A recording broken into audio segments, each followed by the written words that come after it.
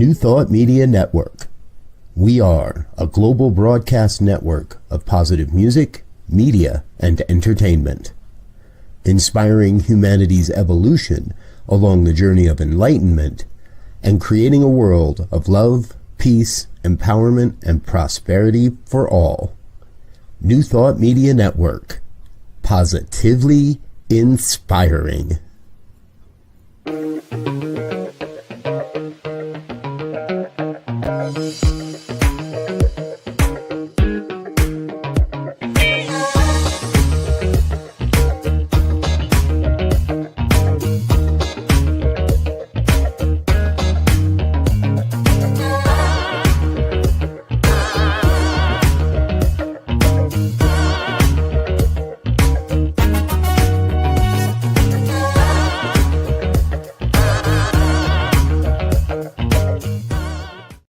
And hello again, dear ones. Reverend Robert with you over here. Rev Z right here. Shariff Abdullah here. And this is New Thought today for Tuesday, September 12th, 2023. So grateful that you're with us. And my co-host, Reverend LZ, and I are very excited to have with us today our special guest, Shariff Abdullah. He is the Executive Director of Commonwealth Institute. And if you have paid any attention to this channel, this network in the past 3 years, I trust you've heard his name and you've heard us talk about his books. And we love you up all the time here on New Thought Media Network, Dr. Shariff. So we're so grateful you are with us here today. Good to be here. And as is kind of our custom, we don't like those canned biographies that everybody sends around. Hence, we didn't ask you for one. But we would love if you take a few moments and share with us a little bit, share with the audience a little more about who you are and Commonwealth, and kind of launch us into our conversation here today. Well, we should have taped the first half hour of us talking. That would have been a nice segue there. I was talking a lot about my past. Born in Philadelphia, raised in Camden, New Jersey, raised in the worst parts of the worst city in America, really having a profound sense even at the age of 8 or 9 years old, that this is not the way that human beings should be living. This is not the way that for our lives and our purpose. And getting involved in social change at a really early age. Led my first demonstration at 11 years old. Somebody stuck a bullhorn in my hand, which is kind of launched exactly where I am right now. I mean, the internet is now the world's bullhorn. The only bad thing about it is that a few billion people have these bullhorns, and they've been spewing whatever they want coming out of that bullhorn. I was moved to take part in a number of our social change activities. Started an organization called the Black People's Unity Movement when I was 13 or 14, and it still exists, which is really interesting. Yes. Joined the Black Panther Party, and when I got to college, realized that it wasn't just Black people who were having trouble. Okay. I lived in a Black bubble, okay, and in that bubble, it only looked like we were the only ones not faring well. Right. Since that time, I've been blessed, or sometimes cursed, with being able to go to 45 different countries all around the world, every continent that actually has people on it. No penguins yet. Actually, that's not true. I was in South Africa and went to a beach that has penguins on it. Wow. So, but none on the Antarctic continent. I've probably been to about 120, 130 different cultures.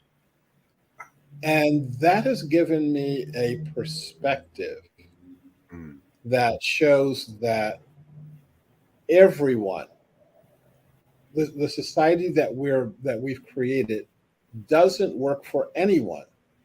It doesn't even work for the people it purports to work for. It doesn't work for the super rich. It doesn't work for the Hollywood stars. It doesn't work for the politicians. Right. They're catching a different kind of hell than the rest of us because they know it doesn't work for them. So our challenge is, out of this mess that we've created, and a mess that affects each of us differently, out of the mess that we've created, the question is, how do we create a world that not only works for me and not only works for people who look like me or act like me, how does it work for all humanity, and how does it work for all living beings? Yeah. So how do we get to this point? And that's the challenge that I think we have today. Yeah, that's so important, because when I first picked up your book, A World That Works for All, that all stood out to me in that it's, most people say, oh, we want to create a better place for people, right? And now with the pet movement, animals are beginning, of certain types are beginning to creep in there, but it's everything.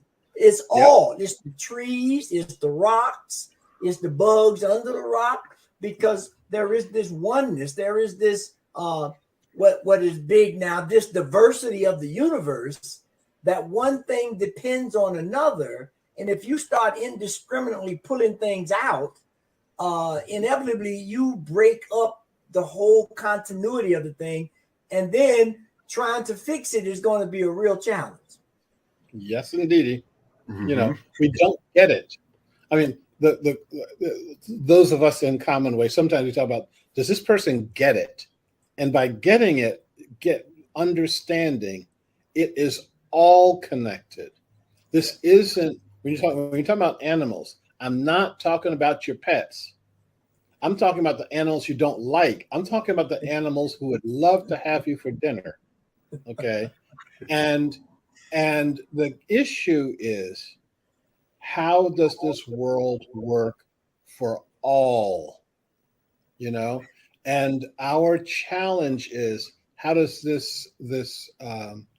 how does our consciousness, how do we get to the point that we have one consciousness that includes all of the other human beings, but also includes all other beings?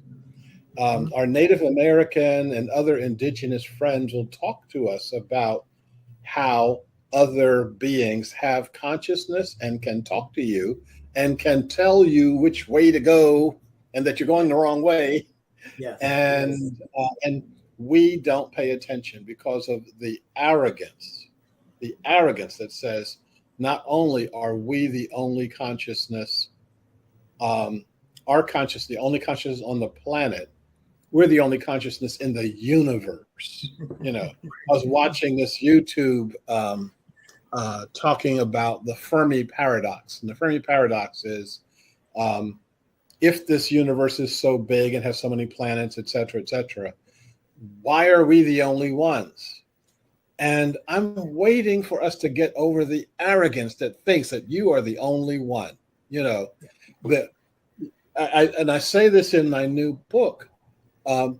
You're not seeing others because they're staying away from you because your breath is bad. Okay. I mean, how we act in the world. Who wants us to be part of their family? Right. We're throwing our garbage out the front door. We're throwing our feces out the back. We're beating each other up. We're killing each other. Then you say, hey, is anybody there want to talk to us? Yeah. I think that we'll see lots and lots of other kinds of consciousness as soon as we get over our own arrogance, our own I'm the pinnacle of civilization arrogance, and start the process of becoming a civilized species. At some point in time, we'll do that. Yeah, you know, and that's I'm sitting here laughing because I just happened to see a news article this morning about the beginnings of another debate that just happened a few months ago about shutting down the government on September 30th because on you know how to pay the government or how to pay the people that run the government. And I'm thinking, when you did that last one, like you did all the ones before, you knew this was coming. Why are we waiting till there's an impending crisis or an impending peril that we feel that, oh, now is the time to act? And it's like, no, the time to act was, you know, some time ago. But it's that arrogance. And as you said, I think this whole idea of everybody now has a megaphone or bullhorn, and they want to shout out their stuff. Robert and I was talking about this the other day in terms of spirituality. There's a lot of different people claiming certain spiritual practices and this, that, and the other. But the ability to go out and vet, if you will, all of these people is not possible. And if you have an eloquent, if you got a slick snake oil salesman, people will jump to it and create more damage than you were before. And we have to begin to figure out, as it's said in a lot of, the indigenous cultures and some of the martial arts traditions, like, you need to empty your cup and maybe wash your cup out before you start putting some in it. There's some residue. Yeah. Have you examined what's in that cup? Exactly. Well, and I want to jump in on this arrogance piece because I think there's two levels of it, right? There are those that say, no, the dolphins are not intelligent. They're not communicating. They don't have a language of their own. And then there's those that say, well, no. Yes, they are. Yes, they do. And then we take that segment and we break it into two more, because then there's still those that'll eat tuna that isn't ethically, and that are still eating tuna. And I'm going to say it straight up. I'm not a vegan. I'm not. I still eat. You said earlier, though, even those lives that want to eat us, and even the animals that we want to eat for dinner, that's all part of this one system and this oneness. And I think our arrogant, we kind of get, it comes in waves. We get over our arrogance, but it develops in a new way that says, well, yeah, I get it that we're all one, but I'm still having dolphin for dinner, or I'm still having my steak for dinner, or I'm still going to eat pork chops on Thursdays, or whatever it might be. And what I've always loved about your work is it feels like it is commanding and still somewhat gentle in calling us to a greater expression of ourselves under this vision of a world that really does work for all life, not just all humans. Right. No, this is absolutely true. And I want to take the shutting down the government piece first, and then come back to we love to mix up our guests here. The consciousness of what's on my plate. Okay. But you're absolutely right. This is a dance that gets done every year. I mean, I think every 6 months or so, they have a new continuing resolution. And oh my God, the government will have to shut down if it doesn't do such and such and such a thing. Right. I say, shut it down. Shut it. Like, what exactly does it do if it can't pass one resolution every 6 months? Okay. What does it do except give a platform to some overpaid people who are pandering to the bottom line of the right and the bottom line of the left. I don't put any distinction between them. These are the two wings on a really sick bird. Okay. Yeah. We need to have a whole other way of thinking about governance. And because all of our airwaves are occupied with continuing resolution, the government's going to shut down. Oh my God. Oh my God. We don't ever get a chance to have that conversation. Right. I think it was in Denmark where their parliament was not able to pass a continuing resolution. The government shut down for 2 or 3 years. They were never able. It's like their lives went on. They didn't need these folks, you know. At some point, someone is going to come forward and say, let's figure out how we as human beings and we as living beings on this planet govern ourselves for the good of all. That should be the idea. I'm me as a man telling a woman what she has to do with her body is ludicrous. And the only reason they do that is because to actually tackle the issues that are presented with us is too hard. Let's make some up. Yes. Yes. And it is all about arrogance. It's about not caring. Yeah. I was thinking when you were talking about the food on your plate. I was thinking about my Native American friends here in the Pacific Northwest, especially the ones that live on salmon. I mean, like the 90% of their diet is salmon. And they catch the salmon in one season, like 1 month or so. They catch all the salmon they eat for the year. And the first thing they do is catch one fish. And this fish is treated ceremonially. They recognize the spirit of this being.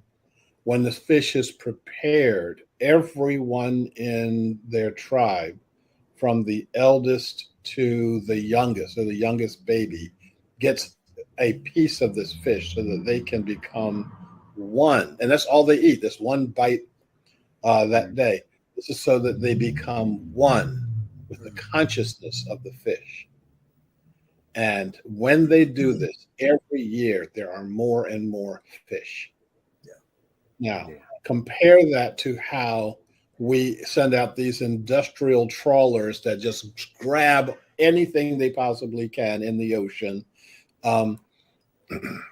take what's valuable and kill the rest, make money, which is it's all about making money, and destroying their own souls and also destroying the souls of the fish. Our challenge isn't don't ever take a life, because all life always feeds on life. Look at what was in your oatmeal bowl was alive at some point in time. Okay. The question is, do you recognize that, and are you thankful for it? And I don't mean, okay, say grace, okay, amen, and we're done. Go ahead and eat. But it's really to think about, how did it get on your plate? Who brought it there? Did you say thanks to them? Are you eating industrial food, or are you eating the food that is natural? All of these questions are part of how do we create a world that works for all? You know, and one thing there real quick, Rob, is that, you know, when I think about, when you bring up the indigenous communities around the world, and one thing that they have in common is this idea of a rites of passage, where they take the young people, and there's a rites of passage at every stage, right? There's one for birth, there's one for the normal rites of passage, there's one for elders, there's one to step into the ancestral realm. I mean, there's these ceremonial, if you will, ritualistic, if you will, but it's more than that. It's a transferring of knowledge and wisdom about the cycle of life and how you commune with life. And one of my there's a spirit, there's a connection to all things, and I always like to use my one surefire story on that. No one has ever seen gravity, but no one questions gravity. You don't see people jumping off buildings saying, "I don't see gravity; it can't exist." They respect it. I was talking with someone whom you may have met. He's passed on now, Malidoma Some, and he was saying how some of the rites of passage he had to go through, and going from being a boy to becoming a man, and he was saying. Sometimes, he said in one case he had to go out into the bush, live for 30 days on his own. All the food he ate was food that he caught. All the water he drank was water that came from a stream. And he said, they were all trained well. They were trained to how to survive that. But he said every few years, a young person would not come back. They would die, and the village would mourn them. But the villagers also knew that one was not going to turn out well. Okay, and so this is not a rite of passage that the result at the end. Right. This is the rite of passage that says, at this point, you're either going to become a butterfly or you're not going to become anything at all. Yeah. And our challenge is, can we grow into our next step? I'll speak for myself here. I am knocking on the door of my elderhood. I'm changing gears. I was the one that was out there, let's lead the demonstration. Let's dig the ditch. Let's do that work, and now I'm moving into, there's a ditch that needs to be dug, and you young people over there need to be digging it. You are the ones that need to be doing that. And actually, I think you need to put your backs into it now, and in this society, though, who listens to that? Who listens to me? Folks are out there trying to figure out how to make more money, as though money is going to solve their problem. I think it was Emmett Fox, who said, when he was counseling people, he would rather counsel rich people than poor people. He said that because rich people understood that money won't solve their problems. Poor people are just trying to, I'll get more money and then my problems will go away. And it's like, oh, no, they won't. They'll just change. They change. They get bigger. Right. They get bigger. They get more complex. They get uglier. And you may not want that to happen. Well, I love what you're sharing here, because I agree. I want to agree. There's so many people that get to a point where they're like, well, just more money. But then the solution is they're going to hire somebody to do the stuff that they don't know how to do. Yeah. Because they never put any effort into it. They never put any real back into it, as it will. And again, when I look at what you've done, you spent your time in the trenches. You spent your time, and literally, not just figuratively, growing up in Camden, you spent your time in the trenches. And you might be knocking on that door a little louder than I am. I kind of knock lightly and run away right now on my elderhood. Yeah, you don't have to. Where are you running to? But it's led you to a place of where you can see that more holistic picture. You can see how all these various systems are interacting and or not interacting, And again, that's part of what I've loved about your work is you call us to a greater level of looking at every part of it, that the whole system, rather than just this little bit over here that affects me and this little bit over here that I'm trying to affect. Yeah. You know, I'm thinking about this. Go ahead, Doc. I was doing a talk somewhere or another, and this is on peace and nonviolence. And I was saying that we can create a society where weapons and violence are completely unnecessary. And someone was on the panel with me was saying, "Oh yes, that's true. Except for the police and the military, they need their weapons."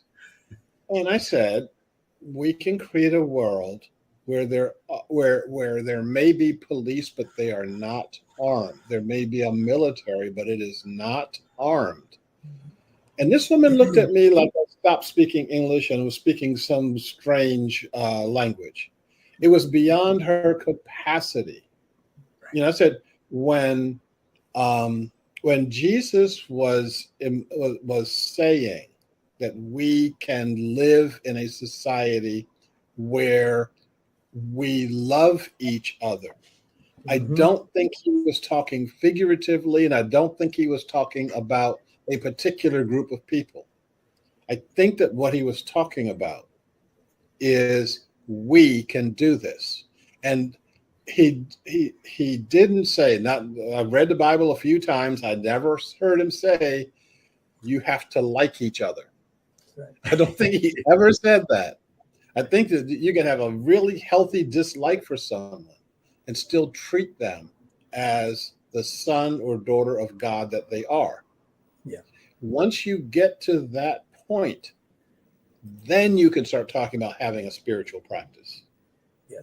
What we wind up doing is divorcing our spiritual life, which takes place on Sunday or Saturday, depending on your faith, or Friday, depending on your faith. And then the rest of the week is all yours, and you can act like a fool. And so our challenge is that world, that's what we call our spiritual life, takes place every single day, every moment of every day. And every moment of every day, you've got an opportunity to do something good. And you've also got the opportunity to ignore your test. Forget that you're actually being tested. I was busy. I didn't have any time to do this. I'm walking down the street, and when I do, I try to make eye contact with every single human being. I don't have to stop and have a chat. I can just make eye contact, sometimes just nod, sometimes how you doing, and just keep going. Yep. And I was passing this homeless woman, and I made a quick eye contact and I say, how you doing? She says, "Oh, I'm fine today. How are you doing?" Okay, well, that implies a conversation. There for about 5 minutes, okay? And she was having a great day. She was cleaning the cracks of the sidewalks, okay? Like, how dirt falls down in between the cracks. Yeah. She had this chisel thing, and she was scrubbing the crack. Now, they don't need cleaning. She's making this mound of dirt from all the stuff she's pulling out of this. She says, "I'm doing my part to make this community a better place." And I'm like, holy crap, but great. And so, and I had an opportunity to, first of all, get some of her positiveness. Yeah. And second of all, to give her some reflection of it's good that you're working to do a good thing. Okay. Mm-hmm. And how much do we miss by just, putting on the blank face and walking straight ahead and not connecting with our fellow human beings. You know, two things that last point, you know, I walk around my neighborhood at the little lake by, and I see, you know, relatively the same people all the time. Because we walk around the same time, yada, yada, yada. And sometimes I do that. I say hi. And we've got some, we don't really know each other, but we're cordial. Hi, we've developed a relationship. Yep. And then there are other people that I've seen when they see me coming, they look down, right? Yep. Or they got the dog, but it makes you know. It's like unbelievable. And then the other thing that you made me really think about was they're scrolling through is Jay Forrester. You know, if you're in the system dynamics, Jay Forrester, a guy out, I think he was out of Harvard, who originally designed the heat sinking guided missile to recorrect itself, right?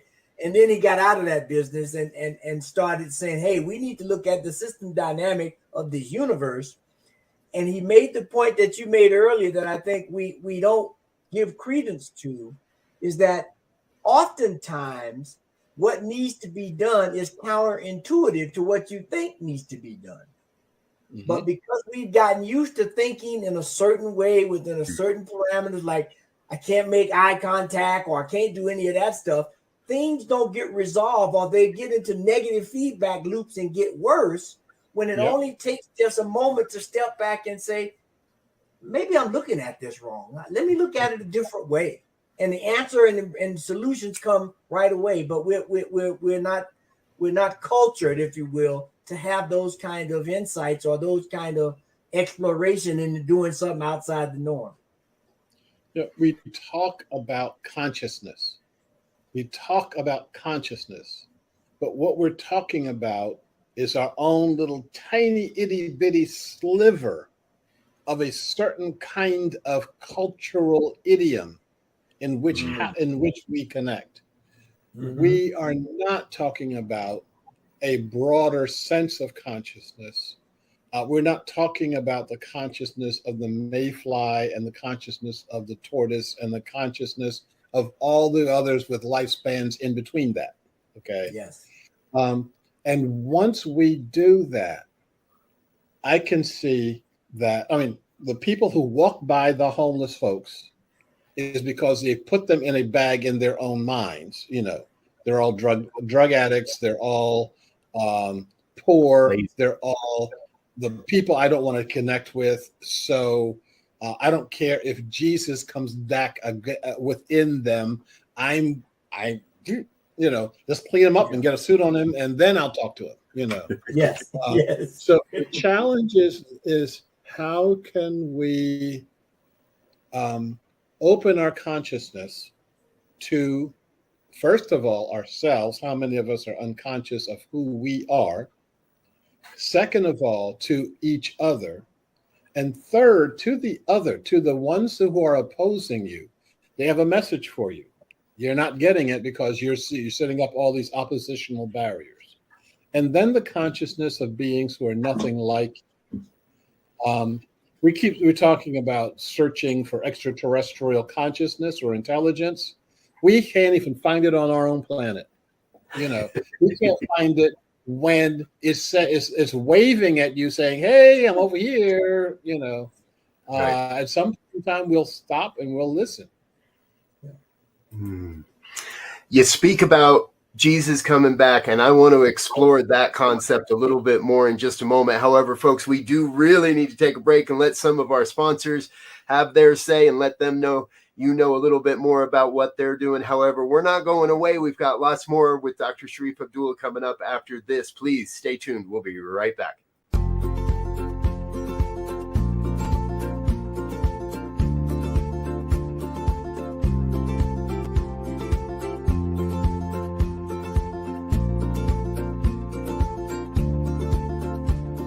Blessings, everybody. My name is Jafon Seeley.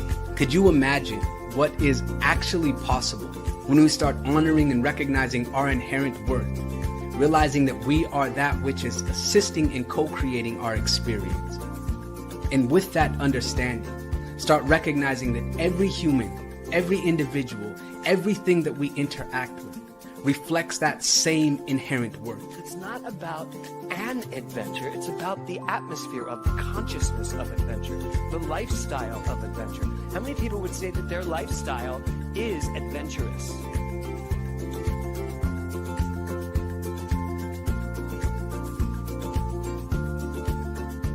My name is Lisa Benson. I'm a diversity, equity, and inclusion consultant and the author of Anchored in Bias, Fired Over White Tears. It's a book detailing my lived experiences with workplace bias and what fueled my passion for normalizing conversations about differences and creating safe spaces for everyone to bring the best version of themselves to life every day.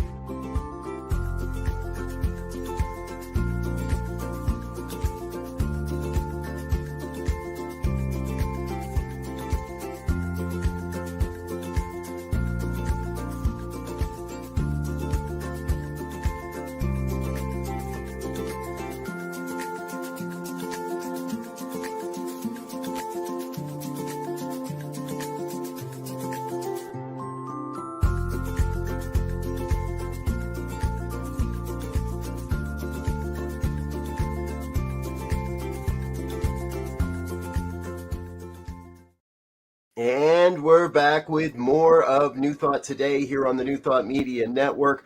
Our special guest today, I want to add a reverend there. We're going to give you all the titles in the world. So, Dr. Shariff Abdullah, he's the executive director of Commonway Institute. Please check out their website, commonway.org. And before the break, you made a comment, right, regarding the unhoused, and we wouldn't recognize Jesus if he showed up in that community. And I don't know if either of you gentlemen have been are aware, there's a great television series out there now called The Chosen, and they give it away for free, thechosen.tv, and it's the Jesus story, and it's dramatized and brought forward in a new way. But it would seem to me that has to be the community where the second coming of the Christ is going to happen. It's not going to happen in a church of suits and politicians. It has to happen by the very nature of that entire story. It has to happen with the common people and the people that are most oppressed. And I would love to hear a little more of your thoughts on in and around that idea. I've got two things regarding that. One is, and you gentlemen are maybe more learned about this than I am, but I think that Jesus was the first documented homeless person. I mean, I don't think anybody else in the Bible who was there was started out saying, okay, this guy's homeless. He was born in a barn, and his first crib was an animal stall. Okay. Where they put the hay for the horses. We dress it up, and everybody's so holy, and there's stars shining above their head, and they're singing great music as he's sitting in the barn. They couldn't get in. Okay, so how in the world can you possibly despise poor and homeless people when your so-called savior started out that way? Do you think that God made a mistake, by him being this homeless child? My first crib wasn't a crib; it was a dresser drawer. They had two chairs. They put the dresser on the dresser drawer on the chairs, and they lined it with a blanket, and they threw me in that, and that was my crib. Okay, yeah. Now. My task is to not forget that, not have myself, because I have been in state dinners now and met prime ministers and presidents and all this other stuff, to not forget that my upbringing is North Philly in a dresser drawer. Okay. Let me say a second thing. I believe Jesus is coming back, but I believe that Jesus is coming back as you, as me, and as everyone who's watching this. Yeah. I think that there's a spark of divinity in each one of us that you, first of all, and all of you have been covering up, laughing at, making jokes about, but it's your divinity. I'll tell you a situation that really got me when I was 14 or 15 years old. Steeped in the Black Power movement. Went up to, took a busload of people up to Newark to see Stokely Carmichael speak. And huge auditorium, and he was doing his thing, and we were yelling and screaming, yeah! And he said, we are fighting for our humanity.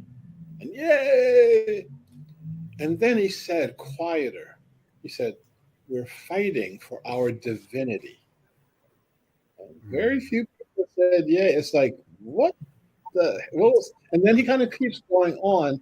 And that, for me, was the showstopper. All to the evening, all the way back on the bus to Camden. I was like, what did he mean by that? Fighting for our divinity. I'm still struggling with that. But I get it now. But I'm only just getting it now. That each one of us has that spark of the divine. And when I take my consciousness and put it in a direction that it doesn't belong in, I'm not honoring the divine in me. If I'm occupying my time and my energy and my thoughts with, for example, Donald Trump, I am not honoring my divinity. Who cares if there's a Donald Trump in the world? Okay. There are a lot of people who are polarized between Tweedledum and Tweedledee. And they act like Tweedledum or Tweedledee is better or worse. And the reality is, who are you? And what is the world that you are creating? That if you are voting for the lesser of two evils, you're voting for evil. That what you should be doing, and this is why I named my latest book, Birthing the Nation of Gaia. What we should be doing is creating an entirely new governance structure. And creating an entirely new governance structure based on some very, very simple principles. Principles that me sitting here in Portland, Oregon can get. Principles that someone sitting in Buenos Aires can get. Yeah. Principles that someone in the middle of Africa can get, or the middle of Asia, or the middle of Europe. Principles that can start us on the path of living the kind of life that maybe in 1,000 years or so, space aliens will want to show up. Yes. Because they know we're not going to kill them and shoot them out of the sky. Yeah. They want to find out what they taste like. I'm glad you segued those two things together, Doc, because I was sitting there thinking, like, Jesus is one of his patented statements that everybody use is that these things I do, you will be able to do these things and more. And more. And then he follows up But you must be, as you have in the book, you must be born again. You must come with a different consciousness. You must come with a different way of looking at things. You must come with a different way of treating people in this sea of love. And so, you know, we take these things sometimes too figuratively, and we don't allow consciousness outside of, you said, our little slice to expand what's possible, to expand what we're really here to attempt and do. And so we get stuck in the muck and the mire. Yep.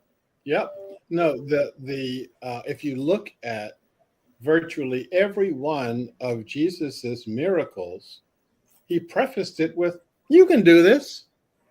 Why are you not doing this?" Okay. Yes. When he all the disciples are going someplace, they get in a boat. Jesus, probably trying not to pay the fare, he walks out to the boat, okay? Yes. And everybody is, "Lord, Master." He says, "Anybody can do this." So Peter gets out of the boat and starts walking on the water, looks down, says something like, "Holy shit," and starts drowning. Okay, he falls through and starts drowning. He says, "Master, Master." And what does Jesus say? "Oh, ye of little faith." Yes. Okay. It's like, once you get your act together, then you can walk on the water. Once you get your act together, you can say to the mountain, "Move," and the mountain will move from here to there. Once you get your act together, you can say to the carbon in the atmosphere, "Please come down," and the carbon will fall out of the sky, and we won't have to worry about global climate change anymore. Okay. Yeah. But once you get your act together, the first thing to do is change the consciousness of all the people who are putting the carbon in the atmosphere in the first place. Yes. So our challenge is, how do we increase our consciousness energy so that we become the shining beacons that everybody else is looking for and everybody else needs to talk to? Yeah. We will look past all of the conditioning that we've been conditioned with, and we'll look to the core essence of who we are. That's the challenge. How do we develop? And it's what I call in the new book.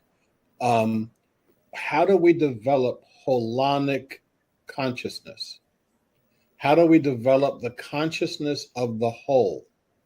The consciousness that goes beyond my little brain scan here. The consciousness that goes beyond what we call Americans or English speakers. The consciousness that goes beyond even our humanity. And I mentioned Maladome some time ago. He was talking to me about how you listen to the fish, how listen to the tree, how you recognize that once you are listening to the tree, once you are listening to the fish, once you are listening to the elk, they will tell you how to eat them, how to catch and eat them. They will tell you how to honor them. They will do transubstantiation so that you become the caribou, so that you become the elk, so that you become who you are. Once you have the consciousness of that, how in the world can you dig up the Amazon rainforest and plant soybeans? I mean, what? Show me the thought process that says that, okay? The distorting tool, though, the distortion is money. Right. Yeah, the distortion is that money makes us think a particular way or act a particular way, and we've got to rid ourselves not of money but of the consciousness of something that can't be conscious. When you mentioned the Amazon, my first thought was, yes, we need more people to be the Lorax, to go out and speak for the trees, and we need people to go out and speak for the dolphins and the salmon and the chickens, and we need more people to speak for these systems. And my mind jumped to exactly the same thing you said. You can't make a living doing that. Right. Or how is it possible to make a living doing good in the world? And I think that's where a lot of people get tripped up and say, okay, I'll just make a lot of money and and then pay somebody else to do it. Right. Yeah. I tried to address this toward the end of the new book, where if we're thinking holonically, if we're thinking that all of these beings have consciousness and all of us can be part of that consciousness, we can start working holonically. You start working in such a way that it doesn't matter whether or not I'm getting paid. It doesn't matter how much I'm getting paid. It doesn't matter. I'm not a better person because I'm making more money, or a lesser person because I'm making less money, etc. What happens when, instead of the millions of workers for Amazon, instead of them making their little meager amounts of money, and one person getting $250 billion, okay? What happens when that one person, let's give him some billions of dollars, okay? I don't take anything from him. I take the excess from him. Yeah. How about if we get to the point where all of us have enough? And once all of us have enough, I can keep working, but I'm not working for money. I'm working for the good of the entire community and the good of all. We know what it feels like to work with a community that where the community's needs are more important than my needs. What if we can do that all the time? What if we do that every day and all the time? I think it's going to be a challenge. I love that, and I love your choice of words between holistic and holonic. Because the holonic, in my mind, if I remember the word correctly, that causes you to be observant. It causes you to be an active participant in the thing, and not just some logical step-by-step thing without any observation. And I'm gonna have to go dig. I'm waiting for the book. Like Robert said, I got it on order because I'm waiting to get, because that's what one of the things that you clearly stated there to me was that there has, you can only eat so much, and then you're going to be full. And if you keep eating as opposed to being full, you're going to get sick. And so now we've moved into a whole nother dynamic of something that's needed that has now become, toxic and potentially deadly. And so how do we find that holonic, that observational way of saying, how do we live together? How do we work together? How do we solve these, what seem to be insurmountable problems in almost a blink of an eye, if we can look at it in a holonic way? I appreciate that. That's going to be my mantra for the next 12 weeks here, is to get deep into that. Okay. Excellent. Yeah. Fabulous. All right. Well, hey, folks, we could probably go on for a few more hours because we touched on a bunch of topics in the pre-show that we haven't even talked about here in this show. So before we do wrap this up, I guess I've got one more question. Dr. Shariff, will you come back sometime? Sure. We'll just set up the time and I'll be here. Yeah. There we go. So we'll continue this a 5-hour conversation and just keep going. Send out the food. There we go. we'll multiply some loaves and fishes as we do it. How's that sound? That sounds like a good way to go about it. So, but before we do go here, folks, I want to give, as our normal, I want to give everybody a chance to do their final thoughts, and we're going to start with Rev Z tonight. Yeah, I think my final thought is a great big thank you to Dr. Shariff of this forward thinking idea. And I'm going to just throw a feather in the air and say, hey, we should, once the book comes out and we get some folk reading it, we should come back and do a deep dive on some of the principles and how do we begin to implement them, as Doc said, first in my life, and then exhibit that to others and be able to form that. So I know that's not a thought. That's more than a thought, but that's what I'm thinking right now. I just, and I'm going to be quiet. Right on. Dr. Shariff. Well, number one, I do a really rotten job of being my own salesperson. So I guess I should say that if you want to stay in contact with me, if you go to the website, www.commonway.org, at the bottom of every page, it says, how do you subscribe or how can you join? And just put your name and address, and you'll be up to date with us when I'm sending out notices. The other thing is on that page, if you go to the top of the page and you look at store or shop at the top right-hand corner, you can see all of the books that Commonway is offering. And I would get your eye on birthing the nation of Gaia. What does it mean for us to be in one nation that covers the entire globe and is not based in any particular ideology other than the ideology of all of us together? I'm looking for, I believe that this is a possibility. I believe it's a possibility in our lifetime, but that means that we all have to get active. And that activity is going to be showing itself, revealing itself to all of us, including me, over time. But the time is going to be really, really rapid. We can see the things that are pointing away from our continued existence on this planet. I think it's time for us to start looking at what we're being born into, and that this is a moment of birth. And if you've ever seen birth, it's just as messy as the processes that we've got right now. But at the end of the process, you don't worry about the messiness. You're thankful for the baby you brought to the world. And our world is in need of this new baby.